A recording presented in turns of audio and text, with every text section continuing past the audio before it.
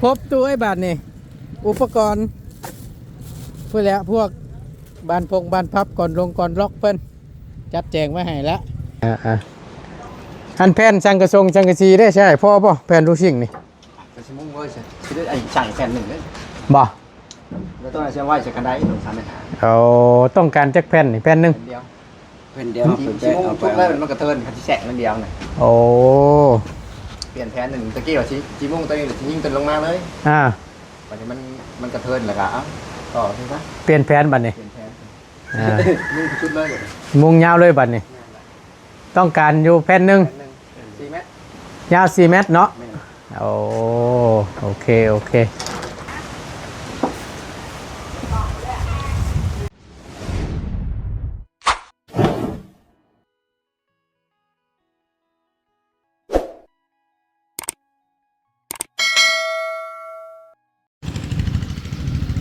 มาพี่น้องบ้านนี้เปิดคลิปเปิดภาพอีกบ้านนี้เนาะพร้อมกับบานปองเย็บเนาะกับลูกติ้งพี่น้องแม่บันไดนี่แหละพวกอันนี้แหละตัวนี้ลูกติ้งใหญ่เนาะตัวนี้เป็นลูกติ้งน้อยประมาณ3 มัดพอดีทั้งประตูนไก่ทั้งประตูออกมากับหลานบ่ลูกลูกชายจะบ่ลูกชายลูกชายโอ้ยเนาะเอาสบายดีนะตัวนะสบายดีพอดีทั้งประตูนไล่โทรถามทางเบาได้พี่น้องเนื่องจากว่าเป็นทั้งผู้ใหญ่ทั้งเบาได้ว่าเบาได้ก็ได้ว่าสิขอรับลูกติ้งว่าสั่นลูกติ้งตัวนี้แหละชุดนี้เดี๋ยวพอดีทั้งประตูนได้โทรถามทั้งเบาได้แล้วว่าสะดวกลงมาซื้อให้สร้างเพิ่นอยู่บ่ว่าพอดีว่าทั้งประตูนก็ได้ยังไงเพิ่นลงมาซื้อเองนะพี่น้องแล้วพอดีทั้งบ่ได้ว่าย่านบ่ได้ลงไปล็อกว่าสั่นพอดีมันขมังพร้อมกับเจาะน้ำเรือนน้องหัวว่าสั่นแต่พอดีทั้งบ่ได้ก็เลยให้ทั้งประตูนดำเนินการให้คำทั้งสั้นแหละประตูนออกมาซื้อได้เลยว่าสั่นเบิดเท่าไรแล้วก็ให้แจ้งงบมีอยู่1,500,000ว่าสั่นเนาะแล้วพอดีทั้งประตูนก็เลยถามสร้างมันยังเรียบร้อยเพิ่นว่าต้องการอยู่3 มัดแล้วพร้อมติ่งใหญ่แล้วพอดีทั้งประตูนก็เลยได้ถือโอกาสสิเอาบานประตูเข้าไปน้ำเลยเนาะเดี๋ยวประตูนสิแยกเป็น2 บินอีกบินนั่นไว้ให้ของบ่ได้บินนี่เป็นของประตูนนะพี่น้อง2 4 6 8โอเคครบเนาะโอเคไปเดี๋ยวประตูนสิไปจ่ายเงินก่อนอันว่าเจ้าสิไปเติมน้ำมันบ่โอเคเดี๋ยวเขาสิเอาเงินให้ไปเติมน้ำมันนี่ปั๊มน้ำมันใกล้ๆนี่ออกมากับหลานน้อยน้ำบ่หลานบ่ลูกชายเจ้าบ่ลูกชายโอ้ โอเคไปเดี๋ยวเขาสิเอาเงินให้ก่อนเนาะเอา50,000พอบ่ได้50,000เดี๋ยวเข้าไปทั้งในเดี๋ยวจังนั้นโอเคเติมรถจะเติมตัวใดกันเดี๋ยวเข้าไปทั้งในเดี๋ยวจังคอยเอาให้ค่าน้ำค่าในเราเนาะมิแต่ว่าเดี๋ยวเขาไปจ่ายเงินเพิ่นก่อนเด้อไปซื้ออุปกรณ์บานพับก่อน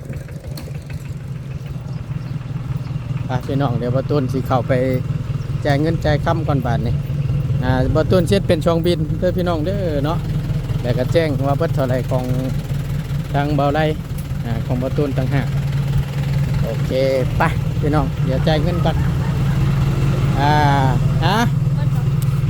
ยังอยู่ไหนยังสิมีอันแยกเป็น2 บินในคอยหน่อยเด้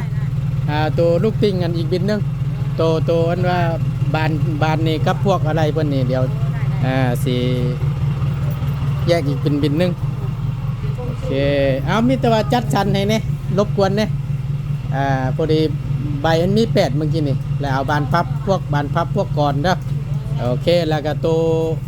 ก่อนล็อกก่อนยังแล้วก็ตัวเกาะของเพื่อนนั่นแหละจัดให้เนี่ยเด้อโอเคพี่น้องไปพี่น้องบ้านนี้นี่เนาะโอเคตอนนี้บินหนึ่งตอนนี้อีกบินหนึ่งพี่น้องรวมไปแล้วก็เปิดไปป้าตัวเกือบ3 ล้าน เอาขอบใจเด้อขอบใจเลยตาพี่น้องพอดีตั้งบ่ต้นสิให้ประตูรถถือเขาเด้ยมันพอดีตั้งประตูลองไม่เอาแล้วนะพี่น้องตั้งบ่ต้นก็เลยว่าเอ้าตัดจังสั้นแหละซื้อบานกับเตรียมไว้ให้เลยว่ะนะเพื่อเป็นการเสียเวลาเนาะเอาครบตัวไอ้บาทนี่อุปกรณ์เพื่อแล้วพวกบานพับก่อนล็อกเพิ่นจัดแจงไว้ให้แล้วมีแต่ว่าสิเข่าเลยป่ะสิเข่าเลยป่ะ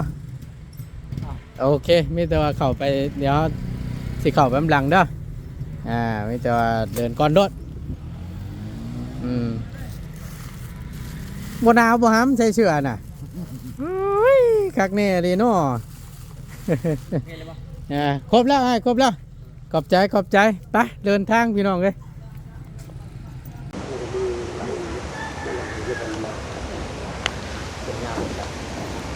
มาบาทนี่พี่น้องมาต่อกันเนาะ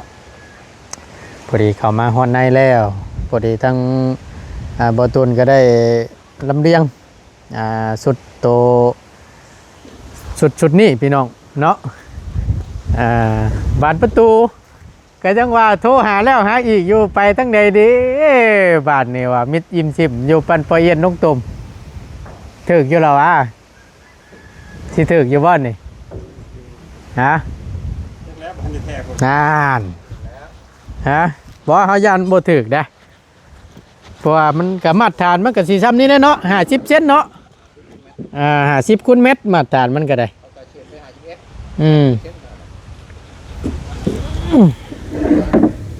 นี่แปลว่าสิโทรถามอยู่มิดดิมซิมอยู่แบบนี้วะปะอยู่ใส่เด้โทรศัพท์เนาะวะ โอ้ยพี่น้องเนาะเอากราบทักทายสบายดีและสวัสดีอีกครั้งหนึ่งเนาะพี่น้อง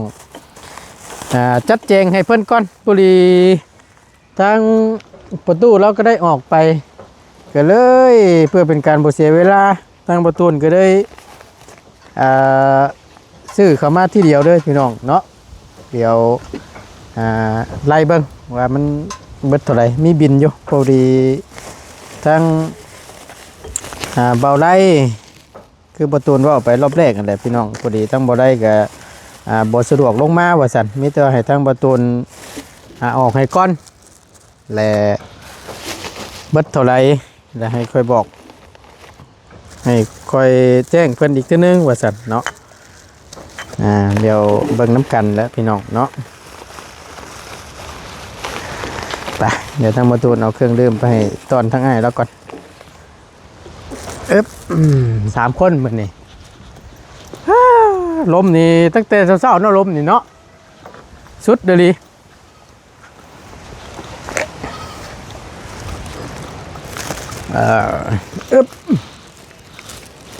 นี่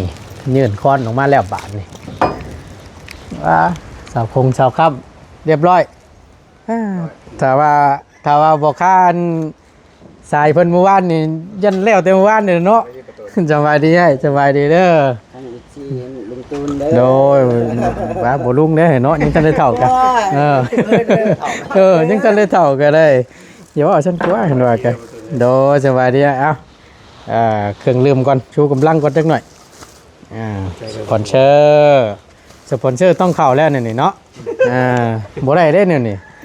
แล้วอุดหนุนแต่เพิ่นนี่เบิ่งดูฮะ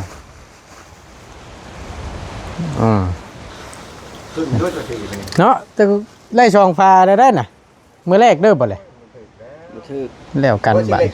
เนาะคิดเบิ่งอันนี้ยังบ่ถึกเลยติเด้อนี่ก็เบิ่งคักเด้อนี่บ่มีแล้วกันสันบัดนี่อันแผ่นสังกะสีได้ใช่พ่อป่ะแผ่นรูชิงนี่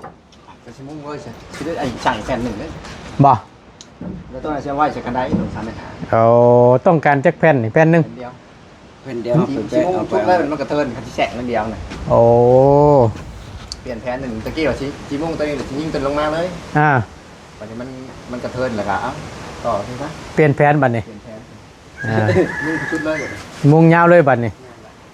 ต้องการอยู่แผ่นหนึ่ง4 เมตร ยาว4เมตรเนาะ แม่น โอ้โอเคโอเคอีกแผ่นหนึ่งนะเอาไว้อันนั้นเนาะเอาไว้อันใส่บันได มาพอไม่เซล่าก็ได้บางที โอเค แม่น มีแต่ว่าตามนั้นเนาะ โดย เอามีแต่ว่าทางเฮาก็เอาอันนั้นมาให้ได้น่ะบ่ฮู้ว่าสิจังได๋แล้วยืดนี่เด้อหา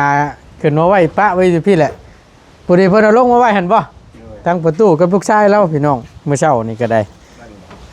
ยืนไว้หม่องใดก็ได้หม่องที่อ้ายสิสะดวกนั่นแหละ เจ้าเศร้าขึ้นก่อน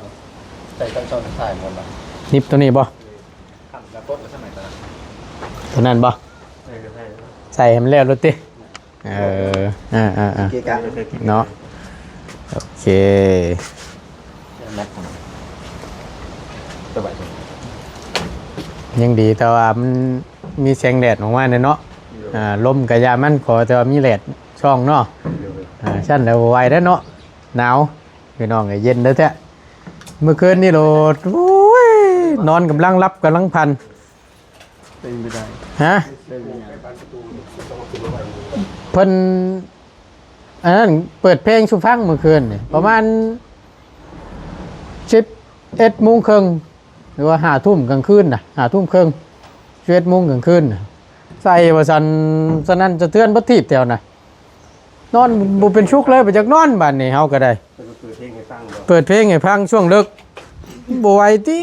ว่ะบ่คักปานใดแล้วยามรับยามนอนว่ะอ้าวแสบเบัดหูเบัดตานี่ฮะ กูได้มาเปิดเพลงอะครับ เจ้าของห้องแถวนั่นแหละ เมา เออกะสิได้ที่แน่นิดนึงแล้วตามเบิ่ง เขาเปิดเพลง โอ้เปิดเพลงให้ฟังยามดึกก็บ่ไหวแล้วอ้ายเอ้ยว่ะ ก็ว่าช่วงนั้นแรงๆก็สิบ่ว่าหรอกว่ะ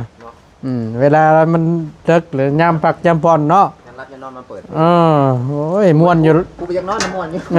ม่วนอยู่เพลงเปิดๆน่ะก็เฮ็ดได้มันอยากนอนเฮาก็ได้ นอนไปไหนเสื้อไปแล้วซ่อนเมื่อเสียงเพลงบาดนี่ตาโก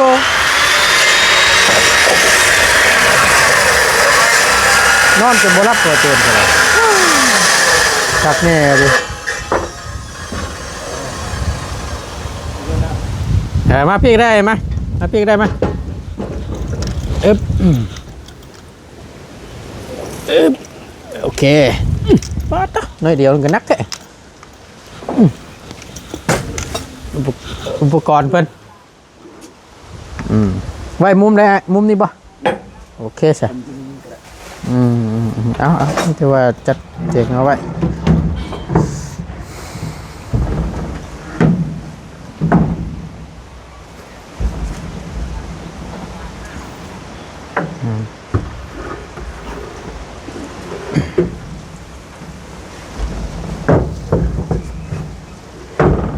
ดูขึ้นมาแล้วบันดูขึ้นมาแล้ว เอ้ยมันกระเทินแหละนะขอสิวันเดี๋ยวสิได้หาเราอีกหลายรอบก็เลยชื่อเขามาทีเดียวเลยบ่ เดินไปเนาะ แม่นกระเทินไปแหละก็ได้เอาเข้ามาซะว่ะพอมันกับบ่ได้หลายได้เปลี่ยนไปนึง มันไทยมันได้ลายได้บัน แม่น ออกเดียวเลย ลูกติงเขาก็ซื้อมา3 มัดตามที่ให้บอกนั่นแหละแล้วก็แม่มัน2 ตัว แม่ลูกมัน หืม ลูกเทิงกับลูกแม่ ลูกเติงกับลูกแม่ แม่บันไดต่างหากบ่ แม่ บอกแล้วเขาก็ว่าแม่ลูกติงนี่แหละเขากะ มันใหญ่กว่ามันก็ต้องแม่แล้วบ่ตัวนั้นมันน้อยเลยลูกติงมันน่ะ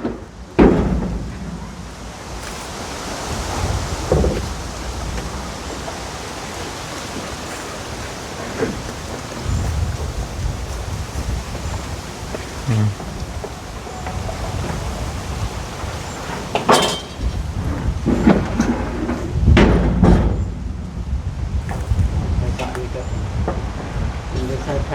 แผ่นสลาครับแล้วบัด ฮะ ได้ใช้แผ่นสลากันงานก็ไปวังแล้วบัด นี่มันแล้วได้เลยใช่บริเวณว่าเร่งได้เด้อจัดเตรียมมาไว้ให้ชื่อใดบริเวณว่าเร่งมือเร่งหยังได้จัดเตรียมไว้ให้ เพื่อเป็นการบ่เสียเวลาซื่อใด มากกว่าที่แรงงานมันแบบ เล่นแล้วราบรื่นบ่ ใช้ตัวหนึ่งต่อนะแบบว่าเขาบ่ได้รอดเลย แต่ว่าจะได้เหตุก่อนได้เขามันมีเครื่องปกเลยเฮ็ดไปเลย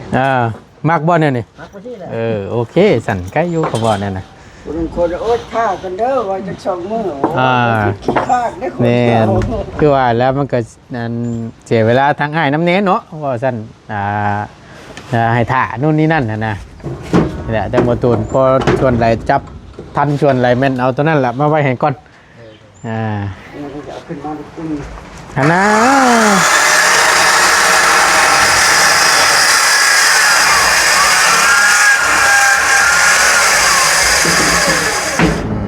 คิดชอบหนูเมื่ออะไรเล่บาทเนี่ยคิดชอบหนูเมื่ออะไรลืมเล็กฉากตัวยึดบานประตูตัวนี้นี่ตัวใหญ่นี่ลืมสี่อันโอ้ยเนาะ เยอะมากนะ เนาะ เพราะมันยังเขาที่ว่างานเขาบ้านจะเกือบเป็นงานถือว่าเป็นชุดท้ายแล้วเนาะ ลูกปีกยังทันได้อยู่สุดท้ายเลยเขาบ้านที่เขาก่อน โอเคมีแต่ว่าดื้อมาดีบ่ตนก็ได้พอดีว่าจัดเตรียมอุปกรณ์ตัวนั้นรถอันนั้นชอบลืมไปว่ามีตัวฉากยึดบานใหญ่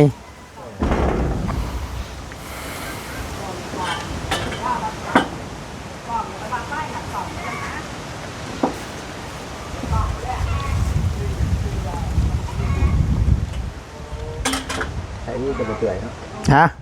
ใส่นี่แล้วจะบ่เปื่อย แมนเน่นครับขยังบานนี่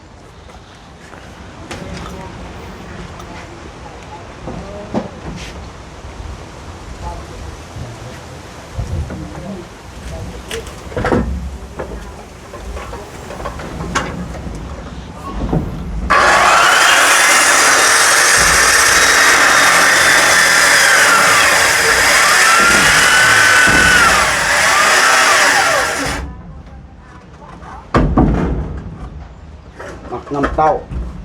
ครั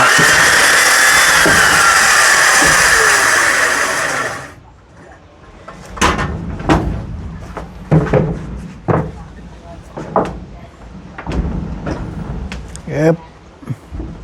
มัดหนึ่งมีสิมันบ่15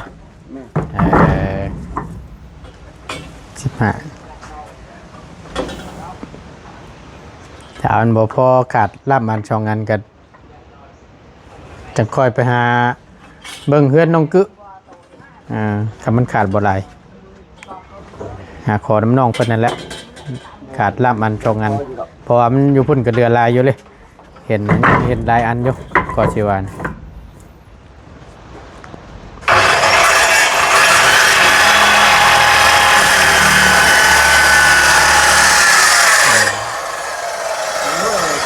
มันได้กับพวกความมีละมัด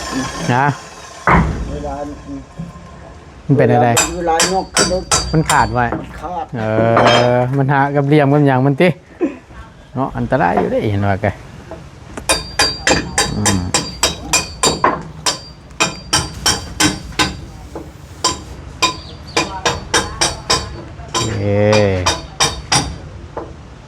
ตัวนี้ไม่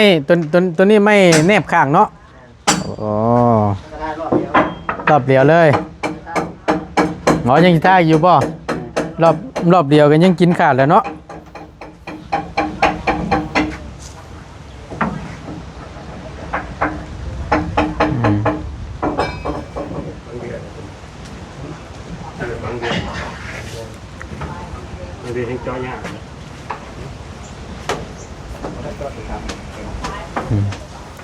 เบิ่งดูหาเฮาว่าเฮาจัดให้ครบแล้วอุปกรณ์ตัวนี้ไล่เบิ่งเฮามึงดูนี่ไล่ดูให้งามงอนเบิ่งดูหานี่ นั่นเด้อพี่น้องเด้อเบิ่งนำกันเด้อนี่เด้อผู้ข้าก็สิคนเบิ่งก่อน เช็คเบิ่งว่าให้เพิ่นจัดให้ครบมันแล้วจัดเตรียมให้เด้อว่า ครบนะ ตัวนี้จับปานใหญ่โอ้นักเฮียกันนี่บรรทับน้อย ก่อนล็อกบานพับ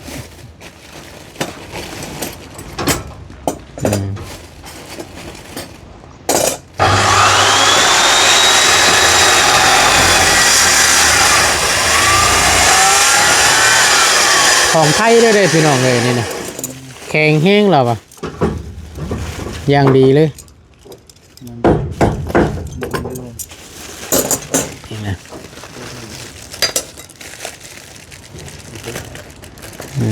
ใส่เนาะใส่ในเนาะ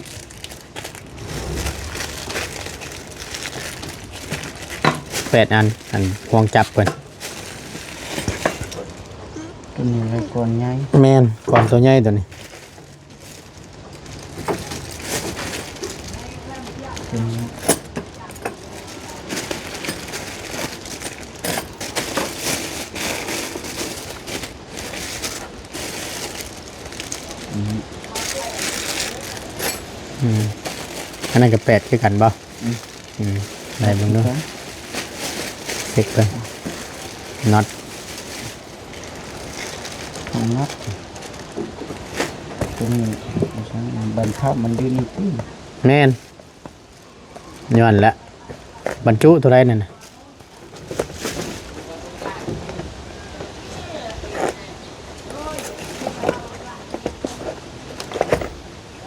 นี่ แม่นฮะน็อตขาวนี่บ่นี่ได้ไอ้มันมีถุงหนึงได้แม่น คนหายมากครับมันมาบอก อันนี้เบิ่งด้วยไอ้งอนออกมามึงดูแม่นนั่นแหละพอป่ะ ก็มันยังหันขาของเต้ยังมันมีกล่อง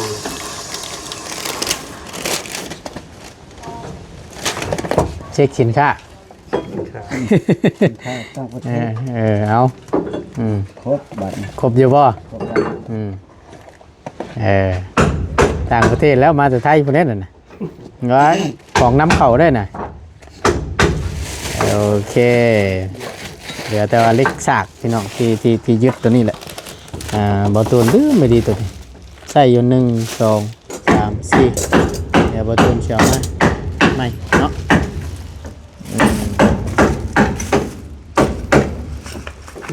โอเคครบเนาะไอ้งามงอนเนาะ ครบแล้ว โอเค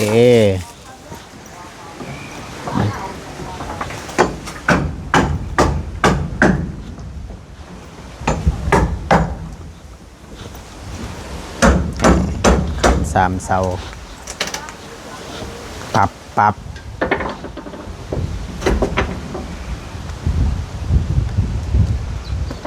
นักเสานี่กับพอแห้งบดสุดเลย ฮะ นักเสาสามกี่ต้นกับพอแห้ง นักสาว3 ต้นนี่ก็แพงติ ไม่กระบุก มัน สุด สุดแหละเนาะมีตู้เอ้ยมาแต่ตั้งใดฮะอันมาพี่มาหานึกว่า มันจะมาคอยกัน มาเยี่ยมมาคอยกันนึกว่าเห็นว่าก็ได้เกือบไปใส่เกือบน่ะฮะคือบ่ใส่อย่ามันบ่ยันเหยียบน้ำบ่บ่ยันเหยียบน้ำบ่โอ้ยใส่เด้อบัดนี้เด้อมาเบิ่งไม้ใส่อันนี้บ่ลูกติ่งนี่บ่ขึ้นมาเบิ่งอยู่เทิงพี่มาขึ้นมาพี่พอแล้วเอ้าขึ้นมาเบิ่งในเป็นหยัง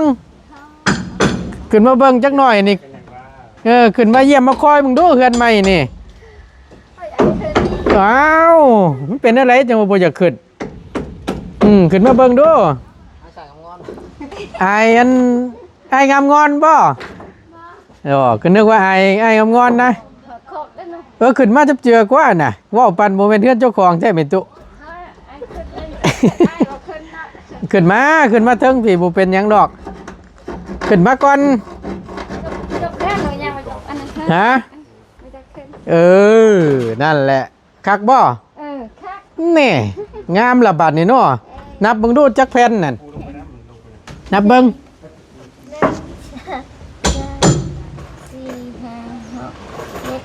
8 บาทมัดหนึ่งมัดละ10มันน่ะแม่น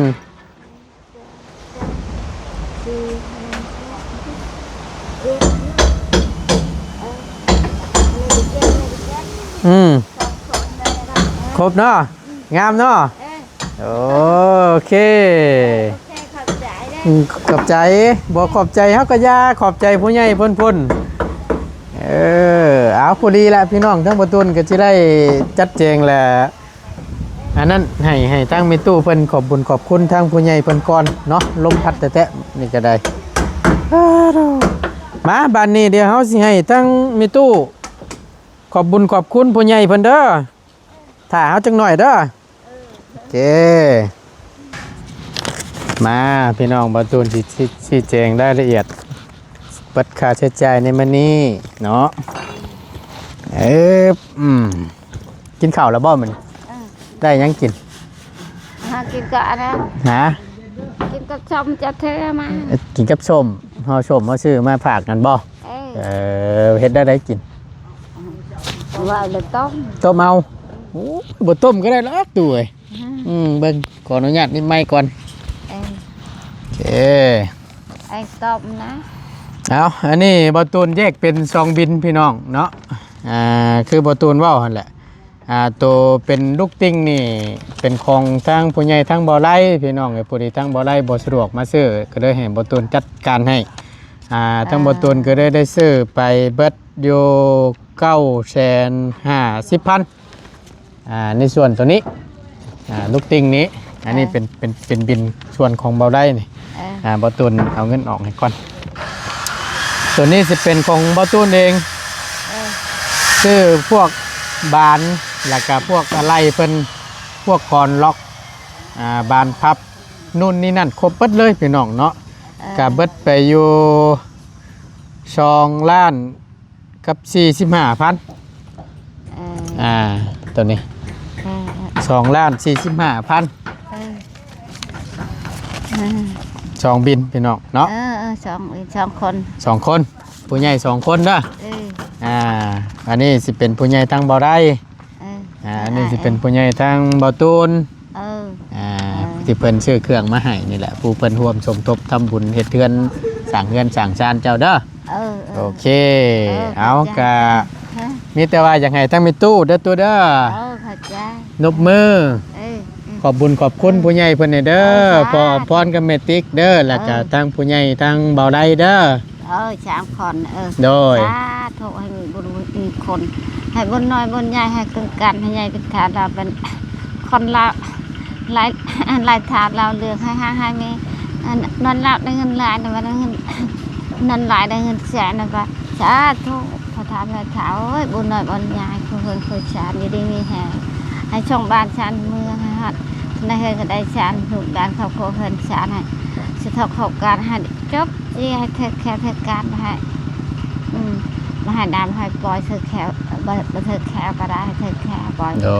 ยเพื่อนชื่อเพื่อนชาบัญญาให้อยู่ดีมีแห้งตลอดปลอดภัยสาธุความเจ็บบันไดของใครบ่มีตลอดปลอดภัยอยู่ห่างฟ้า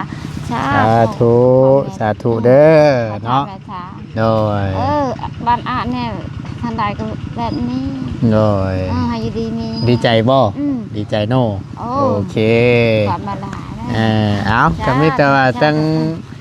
บตูนเนาะในน้ำตั้งหน้าเส้นเก่าเส้นเคยพี่น้องเนาะก็ต้องขอบบุญขอบคุณขอบขอบใจทางพ่อพรกับเมติกและผู้ใหญ่ใจดีทางเบาได้เนาะที่ร่วมสมทบมาในครั้งนี้เนาะก็ขอให้อยู่ดีมีแห้งความเจ็บอย่าสู้ได้ความไข่อย่าสู้มีเด้อปรารถนาสิ่งใดขอให้สมคำมุ่งมั่นรังปรารถนาบ่ว่าเฮ็ดธุรกิจการงานใดๆก็ขอให้เจริญราบรื่นในหน้าที่การงานเด้อตลอดปีและตลอดไปขอให้อายุมั่นขวัญยืนอย่าเจ็บอย่าจนร่ำรวยนับแต่มื้อนี้ต่อไปเด้อเนาะสาธุโดยเอาสิ่งที่ขาดบ่ได้เนาะก็ต้องขอบบุญขอบคุณทาง FC และผู้ใหญ่ใจดีทุกท่านที่คอยสนับสนุนทั้งช่องของบอตูนและซัพพอร์ตทั้งบอตูนโดยตลอดมาบ่ปะบ่ทิมเนาะเบิ่งคลิปให้โดยบ่ขามโฆษณาสิ่งที่สำคัญสำหรับคลิปนี้บอตูนกับเมตูลาแล้วอยู่ดีมีแห้งสบายดีเด้อเนาะโดสาธุเบิ่งเฮาสิเอาขนมให้เจ้าคนตู้กินบ่ขนมกินอยู่เนาะโอเคเอาตัวพอได้กินเนาะ โดยไปพี่น้องอยู่ดีมีแฮงสำบายดีเด้